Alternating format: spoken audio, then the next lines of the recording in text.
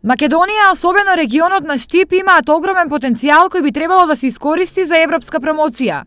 Ова е констатацијата на францускиот амбасадор при неговата прва официјална посета на Штип, на која веќе најде мостови за зближување и соработка. Compte tenu de toutes les ressources. Инаку имајќи ја во предвид нели целокупната распределба на ресурсите од областа на агропрехраната, модата, текстилот, впрочем области во кои што и Франција има огромна умешност, мислам дека постои простор за попродлабочена размена помеѓу двете земји. Sont la meilleure préparation pour les échanges. Заеднички адут на двете држави секако е виното, но тоа треба да се искористи во функција на нивно понатамошно зближување и соработка.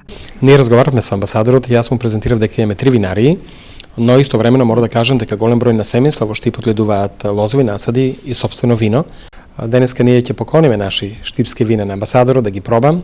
Сигурно дека традицијата е на страна на Франција, таа е најголем светски производител на квалитетни вина, но верувам дека нашите винарии ќе најдат начин да соработуваат со Република Франција и со нивни производители, се со цел да го зголемиме производството, но и да произведуваме квалитетни вина кои би се нашле на трпезите на европскиот пазар. Вратата за соработка е отворена и на Штипскиот универзитет, каде амбасадорот денес исто така беше во посета. Пред се во делот на трансферот на знаењето, технологијата, отварањето на стартап и спинов друштва, кои се важна претпоставка во развојот на, да кажеме, на универзитетот и во креирањето на нови работни места.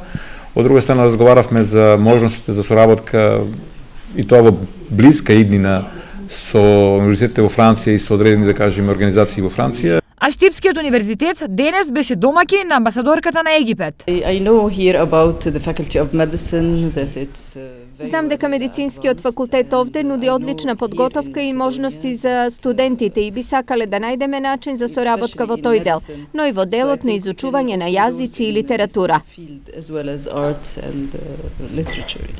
Може се воспостават во различни полиња, да кажеме, на универзитетот, како што кажа амбасадорката во делот на медицината и во некои други, да кажеме, универзитетски подрачја кои се важни за соработката. Ние имаме традиција на соработка со Египет и мислиме дека е тоа добра прилика да и понатаму продолжиме оваа соработка со земјите од Блискиот Исток и мислам дека Египет е права дестинација за таа работа.